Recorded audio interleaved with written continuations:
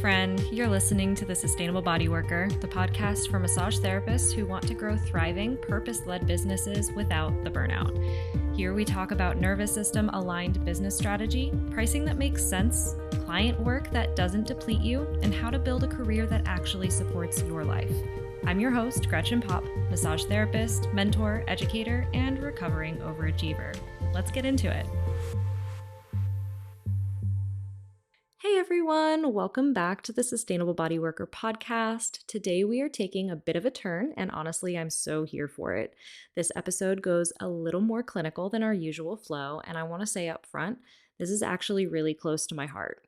When I was building my clinic in a very saturated wellness market, clinical specificity was one of the things that genuinely set me apart. It wasn't about being the loudest or the flashiest. It was about being the most skilled and the most clear about what I could actually do for someone. Today, I'm talking with Robyn Zappy, a longtime massage therapist, licensed physical therapist, and the founder of the Wellness Institute of Chester County. Robyn teaches clinically focused massage, and what she shares in this conversation is something I think so many of us were never taught in school, but desperately needed: how to assess, problem solve, and build a real treatment plan rather than guessing or defaulting to the same routine every session. She breaks down how that shift increases your confidence, your client results, your referrals, and ultimately, your sustainability in this career. If this conversation lights something up for you and you're thinking, I want to learn how to work this way, I want those clinical assessment skills, go check out Robyn's clinical massage program. Seriously, she's the person to learn from. And then, if you're already getting great results for your clients, but you're ready to package that expertise into a system that doesn't ask more of your body, that's where the bigger impact program inside the Sustainable Body Worker membership comes in. It was born out of that same passion for deep specialization and real client outcomes, but the focus is on building an automated, high-level client program around the skills you already have, so you can create sustainable revenue without adding more hours to your week. Both paths lead to way more impact. Just depends on where you're starting from. So links for both are in the show notes. All right, let's get into this conversation with Robyn.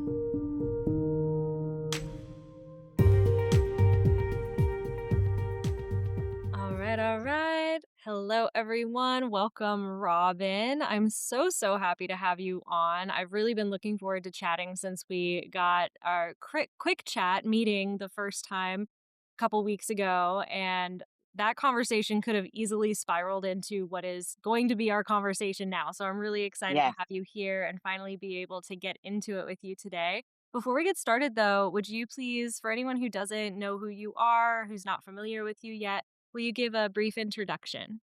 Sure. And thank you very much. This is wonderful. I'm very happy to have this opportunity to speak, especially about clinical massage. So, I am a licensed massage therapist, went to massage therapy school in the 80s, and then I got licensed in physical therapy. I'm a massage therapy school owner 2 times. So, I had a school in southern New Jersey called Atlantic County Healing Arts for about 20 years. And now I own a school with my son in Exton, Pennsylvania, and it is called the Wellness Institute of Chester County. And we're going on about 12 years now. So I have done a lot of massage therapy and I've incorporated into my physical therapy skill set. And so the school that we have right now is very different than my other school because it's more clinically based. I put a lot of my PT knowledge and my son's chiropractic knowledge into the curriculum and tried to develop a higher level of skill set for the students. So I love massage and I love the career and I absolutely love where it's going. It has completely expanded, and I think it's fantastic. Absolutely. And there's so many different avenues too. So limitless with, even a big career change is possible in the realm of massage because you can completely change your practice, whether you are moving from like a more clinical approach to a more spa approach or, somewhere in between. And it's, yeah, the branches of massage are so amazing. And I remember when we spoke before, you mentioned that you've been in this for a very long time. You've seen the evolution of massage in that Yes. way. I love that you have the experience with a very different massage school as well and coming from that background. And right now, you're deeply rooted in education and clinical excellence. And I'm so excited to have you here with this conversation, specifically on the clinical massage as well.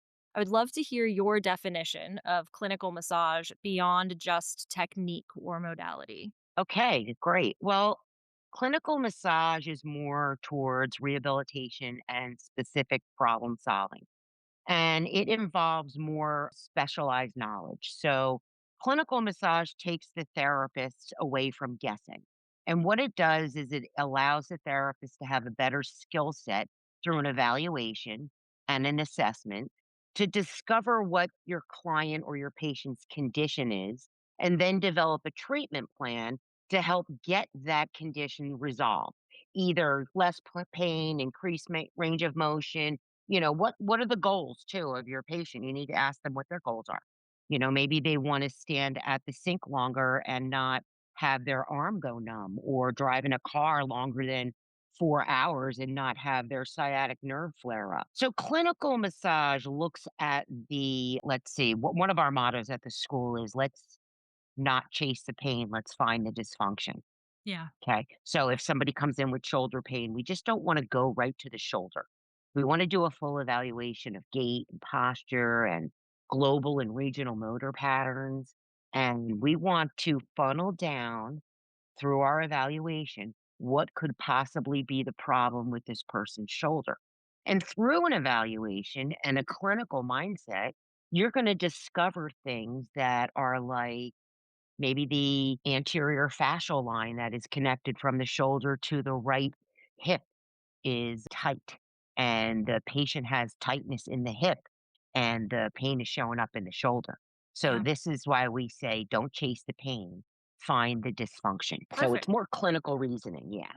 Perfect. And one thing I noticed I heard you say is something that I would love to get more of your opinion and standpoint on is you mentioned calling the client a patient.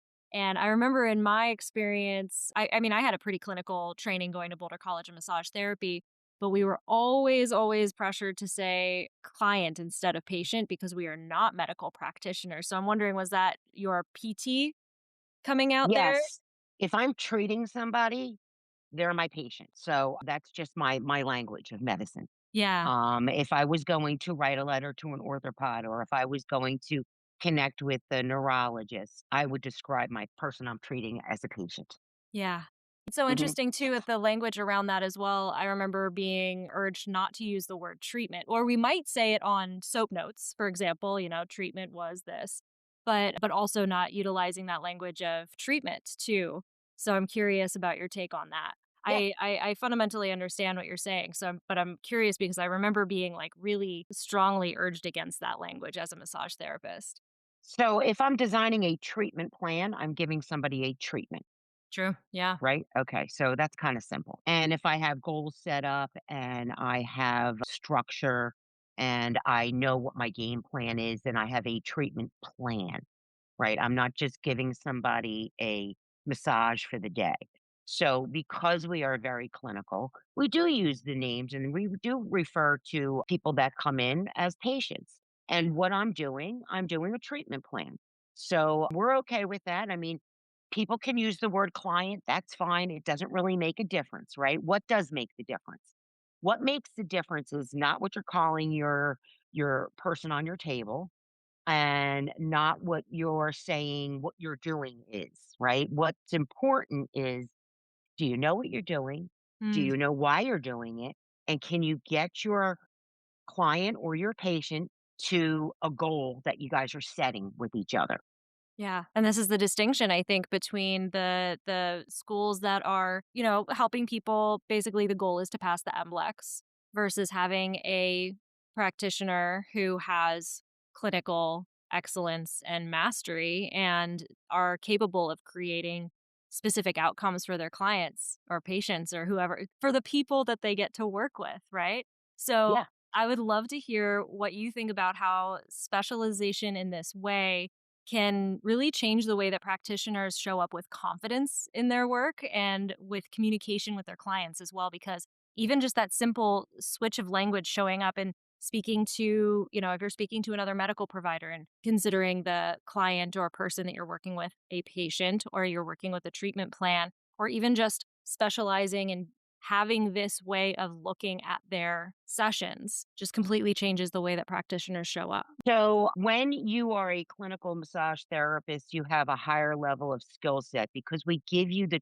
tools to actually create an evaluation. So, we show up with better clinical reasoning. It's more of a grounded confidence, right? When practitioners understand why they're doing what they're doing through an assessment and a treatment plan with contraindications, they're no longer guessing or defaulting to these routines. So the clarity translates into calm, assured hands, and steady presence with their clients. There's also stronger communication with the therapist and the client because we are going to not only, well, we're going to educate them, right? So I'm going to tell my patient based on what I found in your assessment, here's the plan.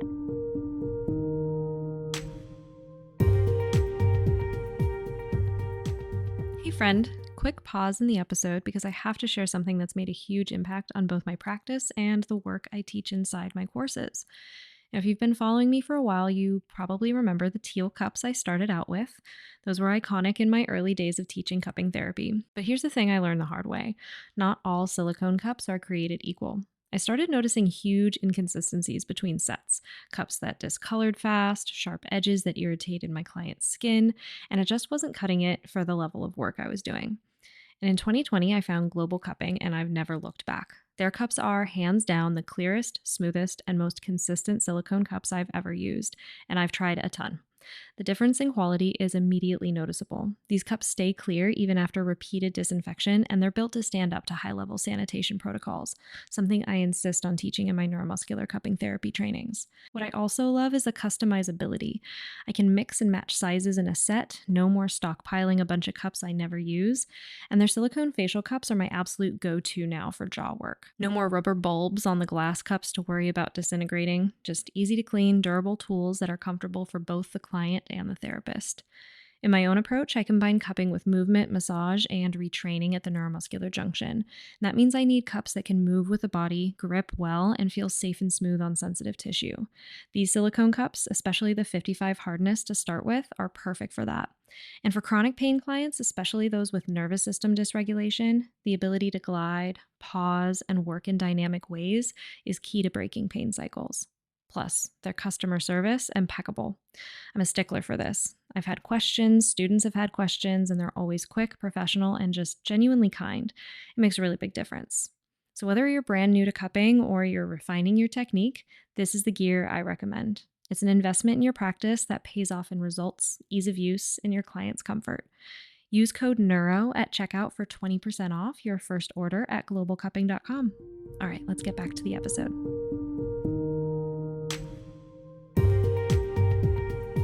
So clients trust practitioners who can clearly explain what's happening and why.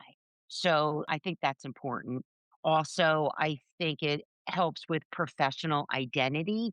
It's a little bit more reinforced. Practitioners stop seeing themselves as just massage therapists and they start showing up as healthcare professionals within a scope of practice. And that shifts the effects and their posture, tone, boundaries and how they advocate for their work. So I think that those things are very important to build the clinical therapist, right? Clients like it. Clients feel it, right? And they respond to it. So clients sense when a practitioner is confident, organized, intentional, and this leads to higher retention, more referrals, more respect for the therapist, just raising the bar. Yeah. Yeah, I saw this a lot in my practice when really shifting from this framework of people coming in for a massage and maybe do you maybe want to do another one next month, and communicating like a massage therapist versus someone who is advocating for a long-term goal and really working with the client in a way of even just demonstrating that this is a process and that this is something that I have seen before and I have confidence in this approach and I can clearly feel what's happening and can see that there's going to be a benefit here. There's a huge psychological component that happens on the client's end as well, being able to trust in the practitioner. There's been tons of studies that have been Right. done on holding that space and having that trust and faith in the provider, and it makes such a big impact when you're able to speak the language. I think it does. It's funny because I've said time and time again, you could be the worst practitioner in the world hands on, but the way you show up is 50% of the game. And you could be showing up with such professionalism and know how, and obviously don't go hurting people, but you can create and facilitate change just from holding that space and holding that embodiment of someone who can help. So I think that there's a really big piece of knowing what to do and having the training to substantiate that, as well as the confidence that comes from knowing that and how that impacts our clients as well. I totally agree. Clinical massage gives practitioners, better language, structure, purpose. When you know what you're doing and why you're doing it and how to communicate it clearly, confidence stops being something you try to have and it becomes how you naturally show up. So in our school, we teach our students how to change the script because people come in expecting a basic Swedish or a relaxation massage.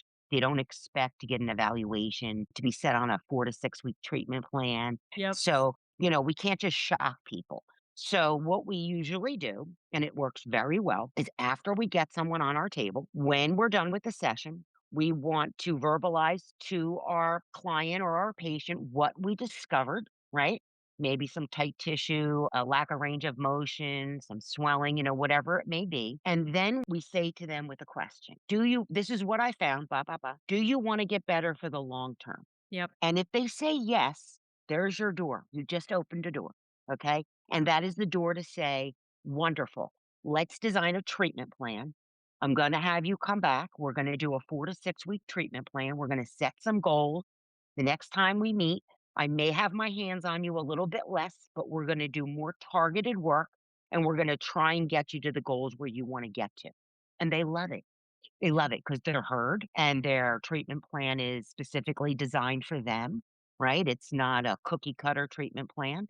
And so they feel heard and they feel valued, and it's working really, really well. My students in open clinic, and I'm sure you remember what open clinic is, that's Mhm. where students practice on, people in the real world. This is what they do in our school. So they go through this evaluation process and talking, is very, very important for them to bring this script out to the client. Because without bringing the script out, you're nervous and you say things like, would you like to schedule again? You know, just think about it. If you went to a PT or chiropractor, they probably wouldn't say to you, would you like to schedule again? Yeah. They would probably tell you, "This is what I discovered through my evaluation. These are the goals I would like to get to. It'll take us a good 4 to 6 weeks. Let's start you on a treatment plan." Yep. Right? So, confidence in what you're doing and what you're saying. And a lot of massage therapists don't have the confidence to build the treatment because they weren't taught how to do an evaluation. I mean, I've had some massage therapists actually say, "Are we allowed to do that?" Of course, we're allowed to do that. Our license is tissue work. That's what we're licensed to do, tissue work. So if I'm going to put my hands on somebody and I'm going to manipulate their tissue, right? I need to know what I'm doing. Yep. I can't just blindly go in. So yes, of course we can do an evaluation. Absolutely, 100%. Yeah, and I love the approach of being able, I did this as well with incredible success in my clinic, being able to work on someone first. Yes, like you said, they're coming in with the premise of what they think massage is. You work on them, you get to deliver your style of work, you get to assess them with your hands, maybe do some range of motion, whatever it is that gets you comfortable, but they get to experience what your work is like. They get to feel the before and after as well in order to experience that it either will or will not work. I told my clients really regularly, like, if you are feeling better from this first session, that's really a good indicator that this will put you in a much better spot if we stay consistent and if we work with a specific program. If my clients were like, maybe like, yeah, but it's still really, I'm like, that's when I need to refer out. If this first session didn't make you go, wow, that's so much better, and that was also a really good assessment tool for me as well. It's like, I need some more information that I'm not going to be able to determine from my own assessment skills. So maybe imaging, maybe another assessment provider will be a lot more effective. But when the client is able to really experience your work and feel if it's going to work for them, they're already sold. So then being able to say, all right, this is what we're going to do in order to achieve these results. They're they're like, yes, okay, someone finally has an answer for me. And they found it in a scenario where they were able to relax and get some yummy, juicy massage. Usually, a lot of places are like really quick and kind of jarring to the nervous system. But in a massage setting, they're already safe and comfortable. They're starting to like, know, and trust you. It's just a perfect recipe for being able to develop that trust that's necessary for long lasting change. It is, and also, in the environment that we're treating in, we are tapping into the nervous system. Yep. So, we have the use of essential oils and music and lighting, which pulls in that parasympathetic nervous system. You know what I mean? So that the client, patient is more comfortable and allows for you to do your treatment. Yeah.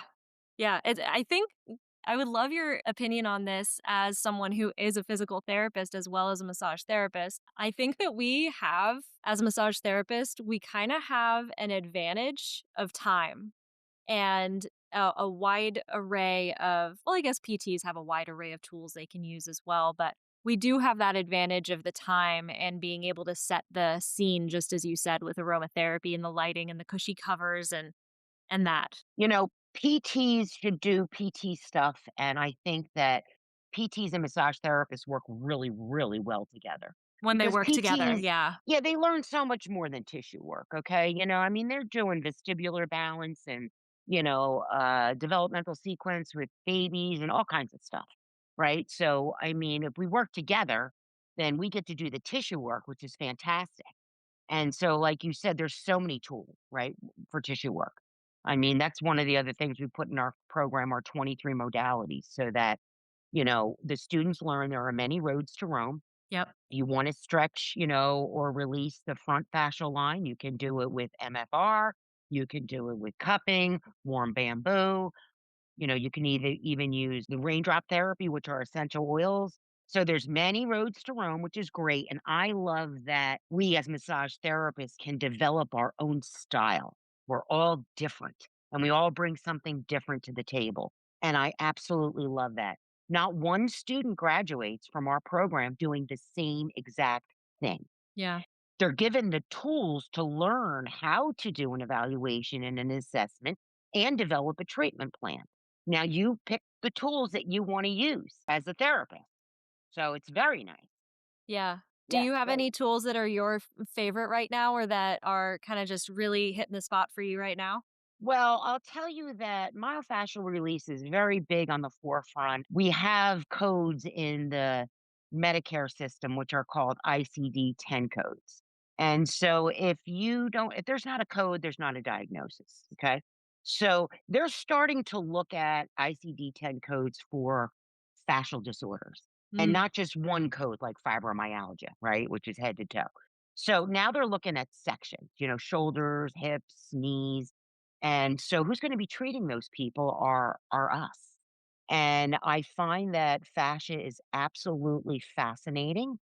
There's a wonderful YouTube video called Strolling Under the Skin. If you want to look at fascia and how it replenishes itself, it is like the network that keeps us together. So, if your postural alignment or your body posture is not working at its optimal level, which most of us don't because we compensate, okay, you're not going to find that out unless you have a full evaluation and look at like global and regional motor patterns to see where some fascial lines may be stuck that are causing you some pain along the chain. So fascia, yes, fascia is my one I love. I I love love it. myofascial release. I like craniosacral as well. That is very similar to, fascia release because we are releasing the fascia in between the suture lines of the skull and, things like that. So yeah, I do love myofascial release and I love craniosacral. Those are my two favorites. Love it. Yeah.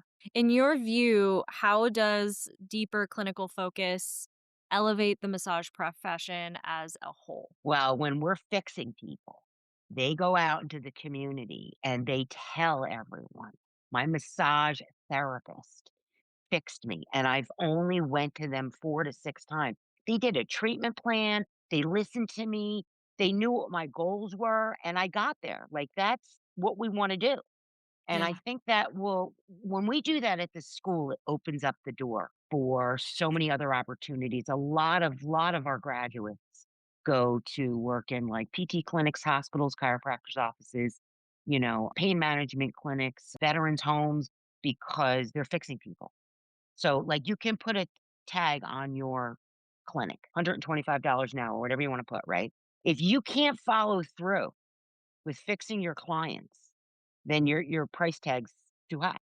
Mm. Somebody will pay to get healed. They will pay to feel better. Now, I'm not saying we're magic healers because we're not, right? It's not one and done. Oh, you get a massage and you're all better. Then, that doesn't work. So treatment plans work. People get better as they see the progress and they love it. And I think that's what builds a credibility for our industry that has absolutely exploded. Mhm. Right? I mean, we have to I don't know if you know it, but there are more jobs out there right now for massage therapists than there are massage therapists. Mhm. Yeah. And after COVID hit, um, the community at large was very discouraged with traditional medicine, and they all started looking for alternative care. So we have been flooded in our open clinic with clients, patients coming in that want alternative care. And when they see that this is what a clinical massage therapist does, they love it. There's not one person that says, I didn't like that. They love Yeah. it. Now, if they choose not to get better for the long term, then we go with the basic Swedish and a relaxation. Not a big deal, Yeah. right? I mean, when I want to relax, I want to go to a nice luxury day spa. I might want to go to the Brigada, go to the water club and, have the white robe and the cozy slippers. And I want to relax for the day. But if I'm in pain, and most people come for massage because they're in discomfort, Mhm. right? Normal, healthy tissue should not hurt. Yeah. Something's wrong. When your body starts whispering, it's going to eventually scream. So these are this is the language we talk to people. This is what we Yeah. say, you know?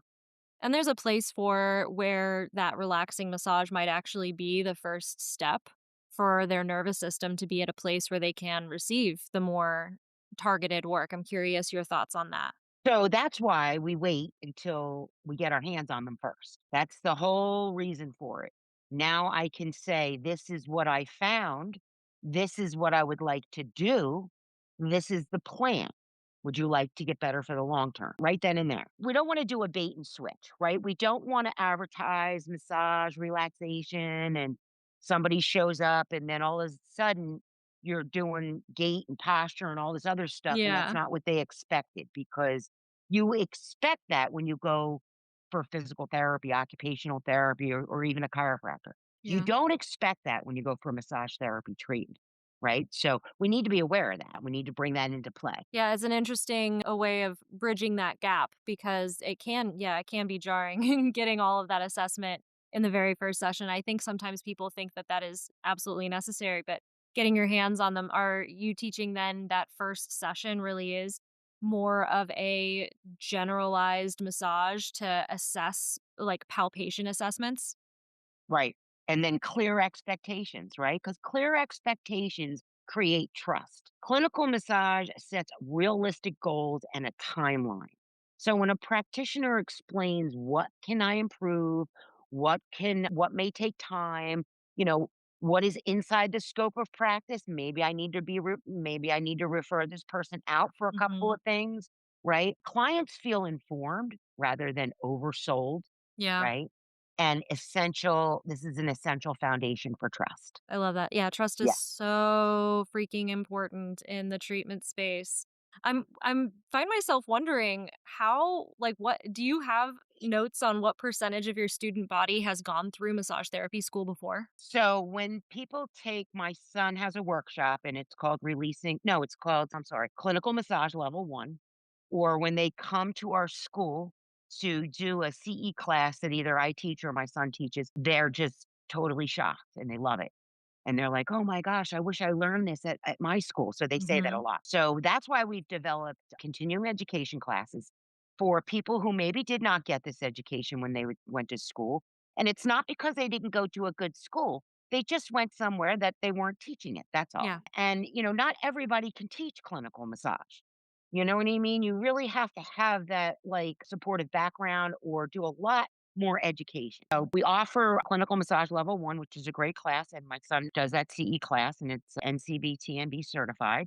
And so that's what we usually get. That's usually the theme. I don't have too many students that have actually went to another school, dropped out, and came to ours. I mean, I do, and it's like a handful, like 5 Okay. or 6, yeah, and so they like the clinical aspect. They feel like medical professionals. They feel like a therapist, Yeah. and they get a license, right? We have a license to do tissue work. So they just feel more confident, better equipped, and aren't guessing. We don't like the guessing. Yeah. Yeah. Here with a sustainable body worker, we're all about all things sustainability and making sure that this profession is not just a quick 2 to 7 year stint and then go to school somewhere else to have something more sustainable and long term. So I'm curious what you see a focus in clinical massage doing for sustainability for our practitioners. Well, okay, so that's a that's a loaded question, but I absolutely love it. We'll go there.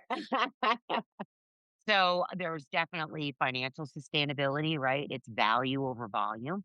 Yeah. So that's awesome right there. When we position ourselves as a specialist to support sustainability on every level of practice, not just income, but energy, longevity, professional fulfillment, these things are really, really important. Charge appropriately for your expertise, reduce price shopping, build treatment plans instead of one off sessions. And I think that when we build this professional sustainability because we have, clarity and we're preventing burnout, that there's more longevity in the career. So I get massage therapists who, and I hate to say this, but I'm going to say it, I don't want to fix anybody because I have Sarah Smith who comes in every 3 weeks for a massage. And if I fix Sarah Smith, she's not coming back. Yep. So that is a fear that is not true, and massage therapists have to get over that. Once we fix people, we put them on a maintenance program. And now that opens my schedule to fix more people. Yep. And our highest referrals, and you know this as a therapist yourself, are is word of mouth. Yep.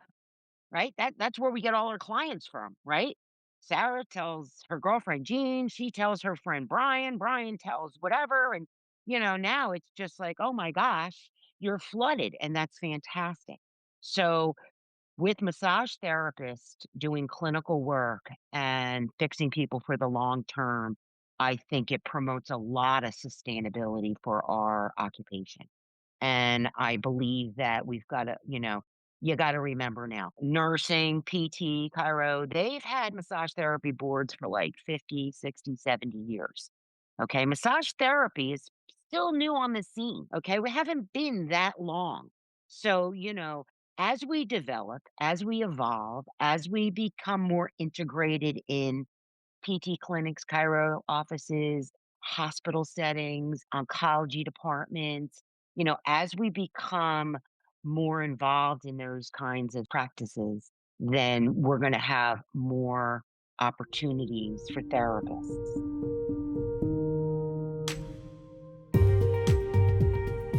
You know that feeling when you have a really great idea for an online course or program, something that could help so many people create passive income and finally free you from the hands on hamster wheel, but you have no idea how to actually build it? Or maybe you've already started building it, but you're stuck. You're second guessing yourself, you don't know if it'll actually work, and honestly, you're not sure you have the time or the money to figure it out. I hear you, and here's what I want you to know. The practitioners inside the Sustainable Bodyworker membership were in that exact same spot. They were stretched thin, managing all the business tasks alone, juggling family and clients and laundry and everything else. They had dreams of building something bigger, but they didn't believe it was possible for them either. And now, they're launching online courses that enroll students before they ever build a single module.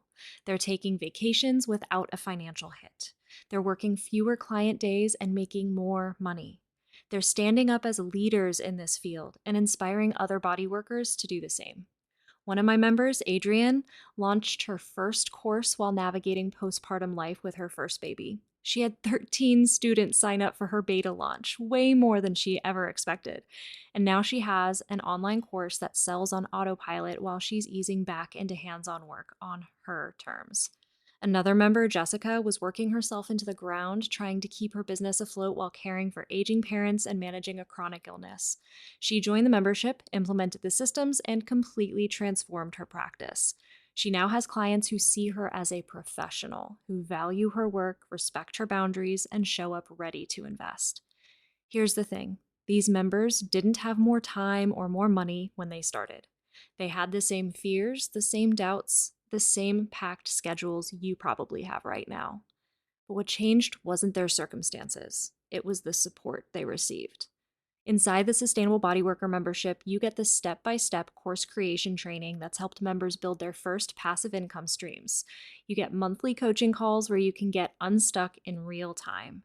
You get a hypnotherapy library designed to rewire the limiting beliefs that are keeping you stuck. Because let's be real, information isn't the problem, self-sabotage is.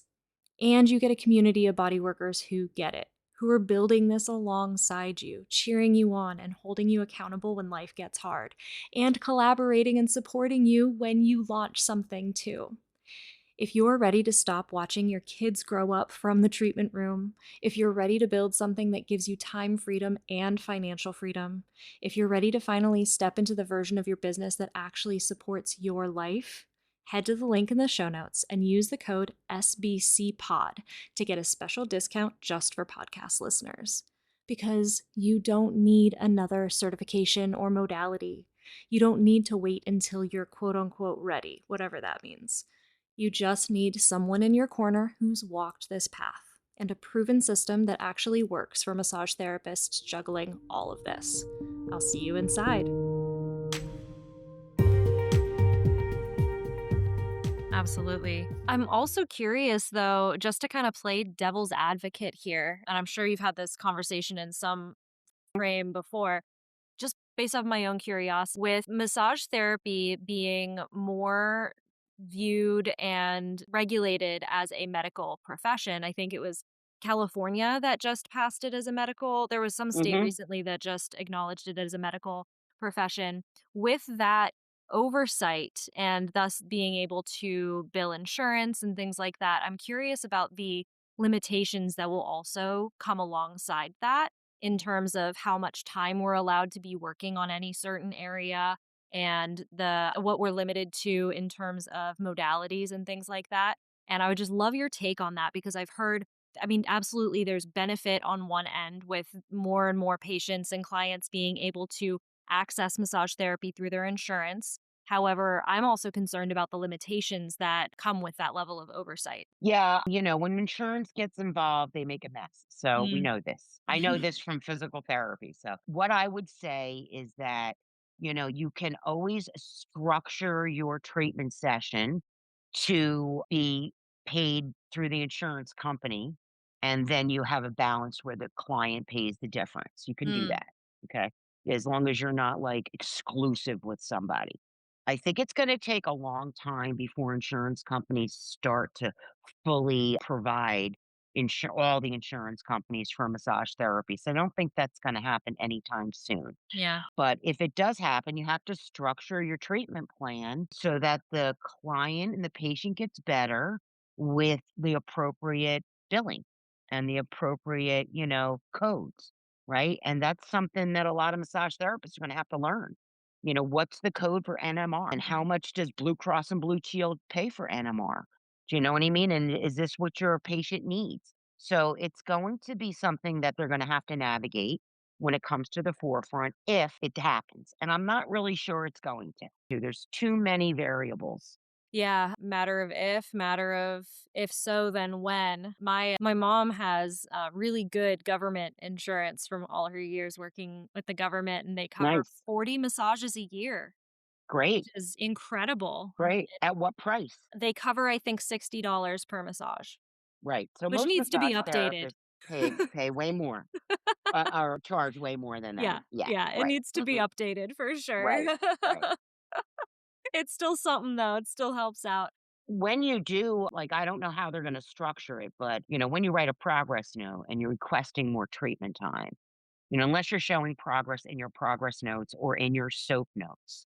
And this is something that we really focus on a lot at this school as well, right? So, what your objective is, your treatment plan, your assessment is, how did the client handle your treatment plan, right? Was there an increase in range of motion, a decrease in pain, an increase in, pliability to the tissue? Where's the change and where's the data? So unless we can show change in data, we're not going to be able to continue to ask for a reinstatement for massage to be paid for. Yeah, And I, yeah, I see a lot of soap notes where a lot of massage therapists don't put down the progression. yeah, yeah, that's an art unto itself. I remember going through that in Right, massage school. Yeah, yeah. You had mentioned previously a belief that practitioners will lose their recurring revenue from clients because of helping them, right? And that's something that absolutely needs to be kind of repositioned in that way of like actually when we help people, they refer their friends, we get to help more people and I love that.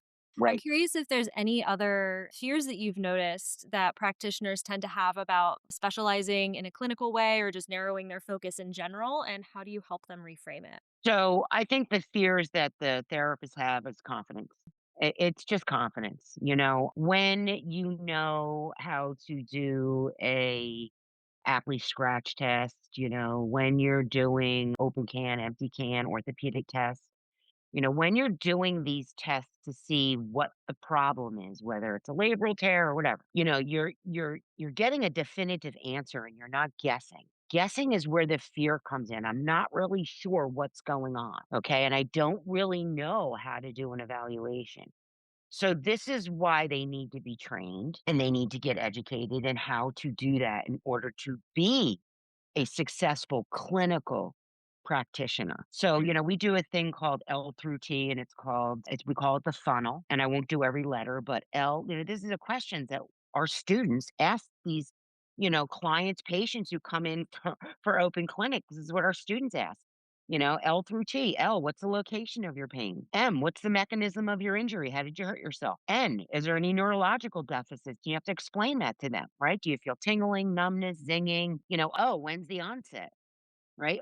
All the way through T. And this helps us funnel down their condition. So not only are we doing gait, posture, L through T, good questions, and global and regional motor patterns, we're putting all of that together. That's the evaluation, right? So we're not just looking at gait and posture. All these little items together will help the therapist discover what the condition is. So we do like clinical case studies in school and we'll have somebody sit at the front of the class, and the whole class has to ask all the questions, right? L through T, watch them walk, watch the gait. Now we know what the patient's condition is, but the students don't. So, we try and get them to figure out what the condition is, and they love it, and they get better at it every single time they do it. And now they can design a treatment plan because they know what the condition is, right? So if the condition is an inflammatory condition, I need to be able to treat that condition through releasing the inflammation, right? Mhm. Either through taping or maybe manual lymphatic drainage, right? If somebody's got a short muscle, right? Now I can do some tissue work to lengthen that muscle. So, there's a different style and a technique that goes with every condition. So we're not diagnosing anybody because we're not allowed to do that. But we are allowed to discover a condition that helps me as the therapist design the treatment plan to get somebody better for the long term. Yeah. And I imagine that a lot of people that you train end up working hand in hand or just, adjacently with other practitioners like PTs, chiropractic, just like you said. And there's oftentimes, in my experience, I haven't necessarily had like a direct referral with with a specific PT team or anything like that where we're actually round tabling around custom or client cases, which I would love to do. I think that that would be wonderful. But there have been times, for example, where a client comes in, and I'll give an actual example of something that happened. A client comes in and says, "My PT doesn't want you touching this muscle because it's going to ruin everything if you if you release this muscle." And they're just pointing ambiguously at their neck, and I'm like, "Oh boy, what muscle is this?" I would love to have had a conversation with their PT beforehand, because now I'm like, "Well, great, now I can't touch their neck because they're going to be worried the whole time that if I even get close to touching wherever they think this muscle is, that I'm going to ruin their progress with their PT." And in these cases, I would love to get your opinion on what is a really great way for a practitioner to facilitate conversations with these complementary providers. Obviously, we need to have the clients go ahead for us to be discussing their cases and all of that. But what would be a good way to develop relationships and communication with the people who are working with these people so that we can actually work cohesively as a team? So, if you're working in a facility with chiropractor, if you're working at a clinic with a PT, then you're going to have a care team and they're going to discuss. So, if you're on your own, it's kind of hard, right? So, we have a Discord channel and it's called the Wellness Institute of Chester County. And any massage therapist can join it, it's free. And if you can get on there, and we have treatment questions and we have technique questions. So if you have a treatment question, I have a patient who has Ehlers-Danlos, and I'm not really sure like how far am I even allowed to stretch them, or am I Mhm. allowed to stretch them? We will answer your question. Amazing. Yeah, it's great. So a lot of the graduates, a lot of alumni, other LNTs who didn't even come to our school will hop on the channel and ask questions. So that's how we help therapists. Now, if you can't get on our channel, I would highly suggest that you connect with the other providers that are treating this same person and collaborate with them so that you can see, where they're at, what are their goals, and, then you can decide what you can do to enhance that, to, Yeah. get them because usually people are like, I go to the chiropractor over here. Yeah. Then over here, I see my PT 3 times a week, or whatever, and now I'm going to stretch lab and I'm going to add a massage therapist. And not one person's talking to each other. Nope. And that's not good. Nope. That is not good for the patient to get better. Yeah. Okay. So, I mean, you could put out a letter to every single person that person's treating and say, hey, let's do a Zoom call, or, can on a meeting and let's discuss Sarah's issues and, see where we can collaboratively come together. Would anybody be up for that? See how it goes. So, unless they're in like My Pen Medicine or on a portal or something like that. And that's kind of new, right? That's new for all of us, these medical portals, because now all the doctors can see everything else and what everybody else is saying, Yeah. which makes for a better treatment plan for the patient to get better. Well, So yeah. I would say join our Discord channel or connect with other healthcare providers that are taking care of the same person. Yeah. Yeah. Yeah. Perfect. Yeah. Because I think that, you know, I love it when my clients say like, "Oh yeah, I believe it's all connected." And yeah, we are a system. The human body is a system. Just like you were saying earlier, the fascial system, there could be pain in the shoulder, but the fascia could be tight all the way down through the hip. And when we have the time and when we have the ability to work through that whole system and hold space for the whole system, we can receive that information. And just like working with different care providers, I think of the doctors, like how they specialize in the systems of the body, right? You've got the cardiologist, we've got the dentist, two different systems of the body. And when they collaborate and when they work together, I think a lot more information can be found about what's going on for the client, the Absolutely. patient, and it's so much more beneficial. So, yeah, I think that being able to reach out and collaborate and connect, I've always kind of had this experience, and maybe it's mostly in my head, that I think maybe it might just be also personal experience, because even though I did go to a very good school and came out with a lot of education, I was still only 20 years old when I came out of that Yeah. education. And I did work with a lot of medical professionals as clients. And I remember sometimes they would be like, oh, okay, you do know what you're talking about. And there's this generalized distance or this gap between what people think like just a massage therapist is versus the higher level medical practitioner. And obviously these people went to university for many years and have a Right. very specialist degree. I'm not Right. denying that at all. And so, at least in my experience, bridging that gap, despite the level of education that I've had, possibly due to also just my own youth at the time, make it a little bit more challenging to step up and, communicate as a professional, as a medical professional. And I'm curious, in your program, in addition to developing the assessment skills and that confidence there, is there anything else that you provide your students to be able to communicate as a high level professional like that? So we give them a couple of scripts to go over if they'd like to use them in open clinic. And one of my favorite ones, because the clients want to come in and say, well, my massage therapist does this, this, and this is what I want you to do. So, you be very nice about it. But usually I say, thank you for sharing, but I am the therapist and I'm going to design a treatment plan that's a little bit different. So let's just try that and see how you work with it. Okay. Because they want to dictate. A lot of clients want to come in and they want to dictate what we're going to do or how we're going to work. I want deep tissue on my whole body. There's no need for deep tissue on the entire body. Yeah. So you have to decide, what kind of therapist do you want to be? Do Hmm. you want to be a body worker who does a lot of relaxation and, nervous system and stuff like that? Or do you really want to try and fix people for the long term? If you want to fix people for the long term, you need to narrow your focus and it needs to be more clarified. Clarity attracts the right clients. It doesn't repel them. Specialization builds trust, not limitations. Focus doesn't eliminate your intuition, it anchors it. So it's Mm, not like you're going to just go away with your intuition. It's going to anchor it. I would say fewer clients, better outcomes, or stronger loyalty, right? And that's a mm. refined focus that leads to higher retention and more consistency with booking. Yeah.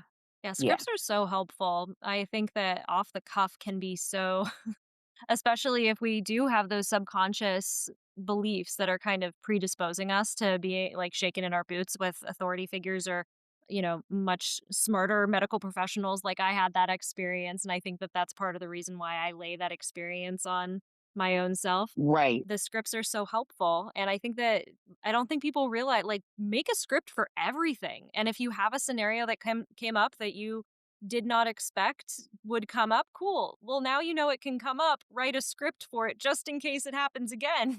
Right. Right.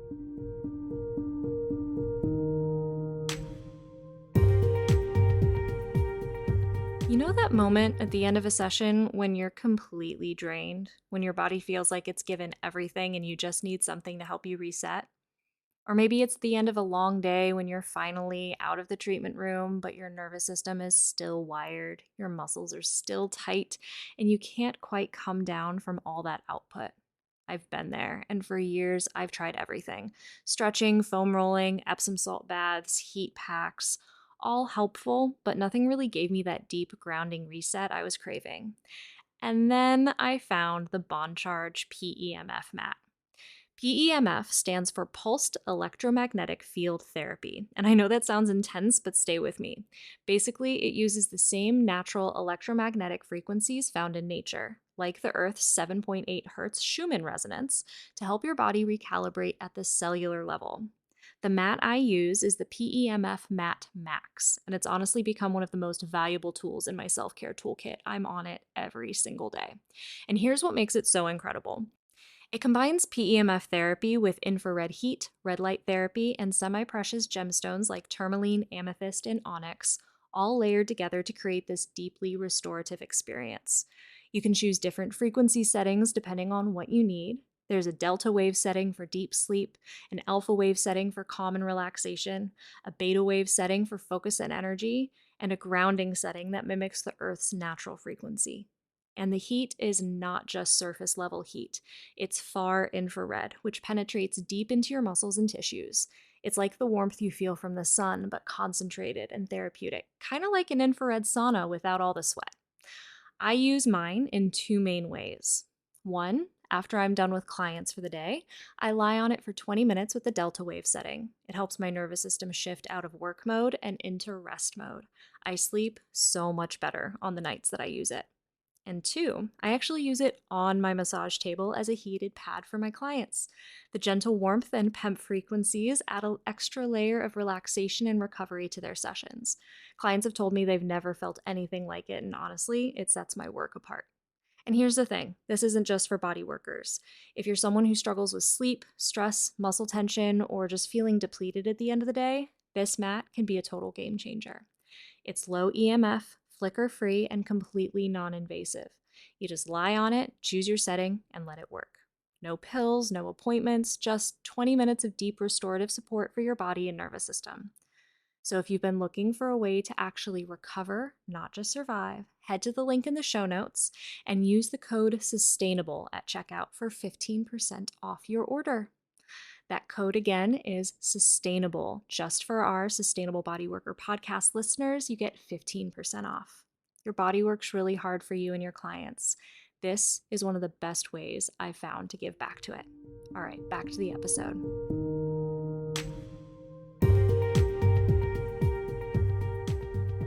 Yeah. And when you're addressing these medical professionals, address them as medical professionals, right? They've been in practice longer than you. They've went to colleges, they have degrees. So, the worst thing that you can do is write to a doctor and say, I know that my client has this, and this is what I want to do. What do you think? Like, that's just not the way to approach a medical professional who is also treating the same patient. Introduce yourself. Hi, my name is Robyn Zappy. I'm a licensed massage therapist. Sarah is one of my patients. I know that she's one of yours. Through my evaluation and my assessment, these are the things that I discovered, and this is the treatment plan that I have. Is there anything that you would like to add to it? I respect your, Yeah. opinion, and our focus is to get Sarah better. Yeah. So that's a different approach. Yeah. And that's opening the door for more communication. That person, that PT is going to send you people. Yep. They're gonna be like, "This is a great therapist, man. Where have you been?" Yep. And they're gonna send you people, and you're gonna get flooded. I'm telling you. Oh, yeah, I've heard this It from happens. every Yeah, single person that has had that powerful conversation with a medical. You only need one, really, yeah, one medical yeah, professional to be on your yeah, team, and yeah, they're filling your practice. yeah, go to an orthopod. Do free chair massage over there. Give them out your cards, introduce yourself, tell them the different type of therapist that you are, that you're clinical, and, they'll send you some patients. It's great. Yeah. Yeah, yeah, and all you need to do is make the difference in one person's life, and that practitioner or the provider is so happy to have You know someone. I just think that how do you get from A to B is you have to get educated. So you need to find, classes that will build your clinical skill set, right? Like Tom Myers anatomy trains, SFMA, which is structural functional movement assessment. I mean, you can figure out anything with that. It's fantastic, right? Let's see what else. Clinical massage level 1 that Dr. Zappy does. I think Eric Dalton has a lot of classes Mhm. where he does a lot. It's very Rolfing like his stuff that he does. He does a Nice. lot of rocking and stuff, yeah. But he does a lot of clinical stuff. There's another therapist out there. I think his name is Whitney Lowe. I don't know him well, but I do see him on Facebook and stuff like that. And I love all the stuff that he does because that's like very much what we do. So you have to get yourself educated because I don't know where you went to school, right? You could have went to a school that is, very holistic and require you to do Reiki and, connected to a spa. You know what I mean? And you're not really learning clinical stuff, right? Because that's kind of like where school used to be. Yeah. Most schools, even my school, my old school in South Jersey was very spa. Everybody went to all of the high-end luxury day spas. The school I have right now is clinical. It wouldn't fly in South Jersey because it was the casinos then. You know what Yeah. I mean? That was the time for it. But clinical is, I mean, it would probably fly there because there's, doctors and chiropractors and stuff like that. But the spa end of it, the spa type of education, I just think schools should raise the bar a little bit and they should teach more, not so much how to, but why. Mm.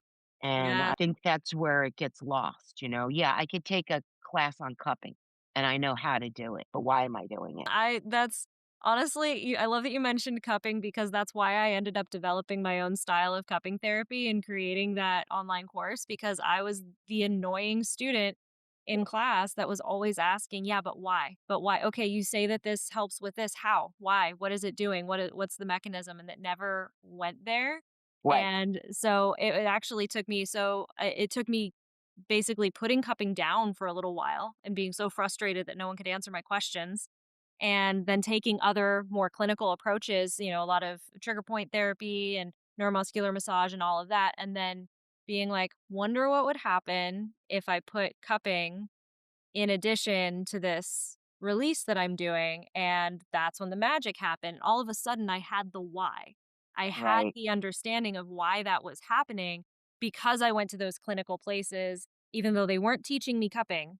I understood the mechanism of what's happening under the tissue. I understand the mechanism of cupping too, and figured that out. For anyone who is like, yeah, but why? Yeah, but because whoever's that annoying student like me, it's good to know that there's a place for that and a place to go learn more and understand more because I love a good juicy massage. Don't get me wrong. I love my time on the table receiving a good juicy Swedish whatever type of massage. But when it comes to when I'm receiving work on the pain that I am that person who's like, "What is that? What are you working what are you pushing on right there? What is it? Does it feel like the lower fiber of the lower traps? Like what's going like?" And I'm trying to figure out why? right, Because for my brain, that's how I can understand and also get behind my own self-care and right. be more empowered in that regard. So I think I love that you said that specifically about cupping because Yeah. that's exactly how I completely changed my career. Yeah. Yeah. I mean, I say to students, like some people don't go through the four T's of palpation. We teach that as well. Like, what's the tone? What's the texture? What's the temperature? What's the tenderness? There are like four grades, grade 0 to grade 4 for tone. And depending on the tone and the grade it is, will depend on how much tissue work I'm going to give Mm, or how deep I'm going to go. So, these are the skills that they need to yeah, learn. So I do find that a lot of students know how to discover a condition, maybe name it. We're not diagnosing, right? But they just don't know what to do with it. They just don't. I don't know what to do with a labral tear. yeah, And I have no idea what to do with, an ACL tear. I just don't know what to do with it tissue work wise. yeah, So these kind of classes like clinical massage level 1 that we have, they teach you how to do things, not yeah. just, and why you're doing them. We teach you why. Why are you doing this treatment right now? I find too that when you understand the why and you understand the mechanism of what's actually happening under the tissue, you can then be more creative in your treatment plans as well Right. because you are able to adapt and you understand what's happening rather than copying a protocol. Correct. I give you a perfect example. I was judging one of the clinical massage competitions at the World Massage Festival, and one of the therapists said that their patient or client had edema in the lower extremity. And his recommendation was for them to go home and do like ankle pumps. So I asked and I said, "Did you test the edema? Was it pitting or non pitting? Because if it's pitting edema, then that means there's something wrong in the vascular system. Mhm. And there could be some type of infection in that fluid. And so to tell your person to go home and raise their leg above their heart and do ankle pumps, without properly assessing the fluid, right? You could be doing them a disservice. Yeah. So, that is being creative with your knowledge, right? And not just saying, okay, here's swelling. This is what you do for swelling, right? Mhm. Well, what kind of swelling is it? You know what I mean? Yeah. Yeah, Did you that test it? constant curiosity. Yeah, That's where the why is. You gotta why, go as deep as you can, and that's all of the assessments that you have. right. Yeah. I mean, when we do our L through T, we exhaust questions. Does it hurt anywhere else? Anywhere else? Anywhere else? Because people think I sprained my ankle when I was in high school, and that has nothing to do with the pain in my low back. Yeah. Well, maybe it does. Yeah. Maybe it does. So have you ever hurt yourself? Ever?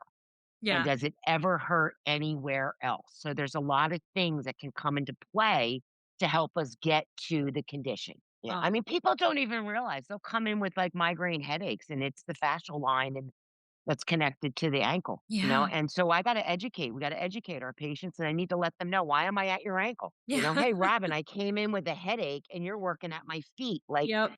if I don't explain that to my patient, they're gonna think something's wrong with me. Yeah, So I have to absolutely. say, when we did gait, I noticed that your right foot wasn't fully dorsiflexing, which is all the way up at its optimal level, and I think it's tight and it's pulling on the fascia that's connected to your headache. So I'm going to work down here for a little bit and we're going to see if it releases. And when you work on that ankle and you work up that fascia line and that tension releases, sold, Mhm. they're coming back. Yeah. They're coming back. So Yeah. done. Your hands should be your hands should sell you. Yeah. Your knowledge base, your clinical skill set. You know what I mean? That not your words. Just communicate with your patients and your clients. Talk to them. Educate them and don't promise them the moon and the stars. "Oh, we're gonna get you better, Mhm. 100%, lean on me and I'll get you there." Like that, Mhm. no, Yeah. let's have a goal. This is what we're gonna do each session. Every time you have a session, you do like maybe measure their range of motion or whatever it is, or have some data so that you can refer to it. Your pain scale was a 6 out of 10 last time you were here. Now it's a 5. We're improving. That's great. It's that kind of communication you have to have. So, anyone who is kind of thinking about, like, okay, well, maybe I need more clinical skills. Obviously, we're going to link to the clinical massage level 1 class for them to be able to access that and learn from you guys. Is there anything that they can take away with them today that can help them kind of either shift their perspective or step more into an embodiment of this confidence or anything like that that they can implement today after hearing this conversation? I'm the therapist. Ask your patients, would you like to get better for the long term? This is what I found. Would you like to get better for the long term? I love that. They got to change that. That's what they got to, that's the script that they need to say. Because not many people say no. Then Yeah. they say yes. Okay, go home now. Do your homework. Yeah. Read up on everything you can. Try things out. Practice stuff. You collaborate with other therapists. Get on our Discord channel and ask a question because Yeah. we'll answer you. I'll answer you. Dr. Zappy will answer you. Some of our instructors will answer you. I mean, this is what we do. So, if you're not sure what to do, jump on the Discord channel. It's the Wellness Institute of Chester County. It's free. I can add that link and a clinical massage level 1, right? I'll add those 2 links. And then I don't know what you do with them, but Yeah, those links will be in the show notes for anyone to be able okay. to really All right. quickly get on. Great. Yeah, Amazing. that would be my best advice is, do you want to get better for the long term? You've been coming to me for 3 weeks, 4 weeks, 6 months, whatever. And I still feel some tension in your shoulders. So let's change it up a little bit. Would you like to get better for the long term? I love that.